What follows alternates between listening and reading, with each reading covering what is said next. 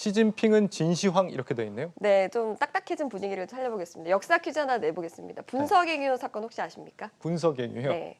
뭐 알죠. 예. 네. 어쨌든 진시황이 좀 눈빛이 흔들리신 것 같은데 네. 네, 진시황이 과거 사상 서적을 태우고 또 유학자들을 생매장한 사건이죠. 이 중국 시진핑 국가주석이 이런 진시황과 같다라는 얘기가 좀 들리고 있어서 키워드를 이렇게 잡아봤습니다.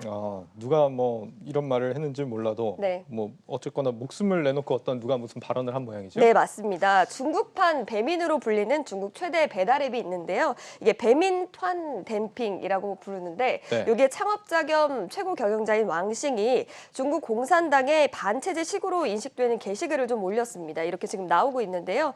시진핑 중국 국가주석을 두고 진시황과 같다고 말하는 취지로 좀 해석이 돼서 논란이 됐는데요. 최근에 이런 게시글을 올린 이유가 메이탄이 중국 정부의 방독점 조사를 크게 받았기 때문에 이렇게 하소연을 좀 했다. 이런 분석들이 좀 나오고 있습니다. 기업 이름이 정확히 뭐라고요? 메이탄 댐핑입니다. 그렇군요. 네. 네, 중국 정부가 반독점 조사를 했다고요? 네, 이 기업에 맞습니다. 대해서? 네, 맞습니다. 네. 최근 중국이 반독점법을 전면 개정을 했습니다. 13년 만인데요. 자꾸 발음이 안 되네요. 네, 네. 인터넷 플랫폼 사업자에 대한 규제를 굉장히 강화하는 게 골자라고 할 수가 있습니다. 그간 민간 영역에서 되게 성장을 많이 했던 인터넷 플랫폼 사업자가 체제 위협의 요인이 될 수 있다는 위기감에서 비롯된 그런 조치인 것으로 좀 풀이가 되는데요. 알리바바에 이어서 지난달에 메이탄에 대한 반독점 조사도 이뤄졌습니다.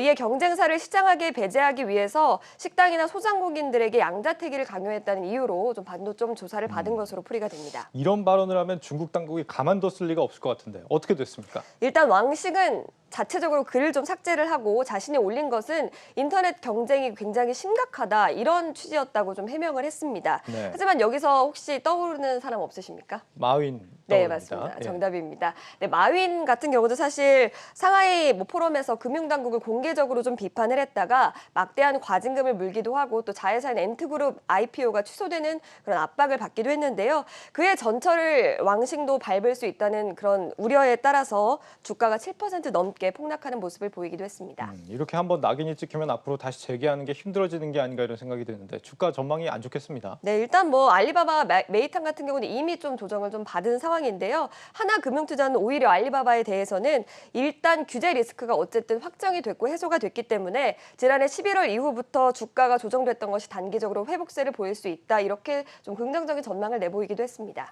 중국 기업에 투자를 했다면 이렇게 CEO 발언 한 번이 정말 크게 주가에 영향을 주는 상황인 것 같은데 다른 빅테크 기업들 투자하신 분들이라면 어떤 고민을 좀 해야 될까요? 일단 지금은 알리바바 메이탄이지만 이런 규제 리스크가 사실 다른 플랫폼으로 옮겨갈 가능성도 크다고 할 수가 있습니다. 네. 그래서 영향이 없지는 않을 것으로 보이는데요. 하지만 중국 정부의 규제가 절대적인 시장 지배력에 좀 국한이 돼 있는 만큼 직접적인 영향이 없는 기업들도 좀 있습니다. 예를 들어서 텐센트나 텐센트 뮤직, 바이드, 트립닷컴 같은 경우에는 상대적으로 자유로울 수 있다. 이런 분석들이 나오고 있는데요.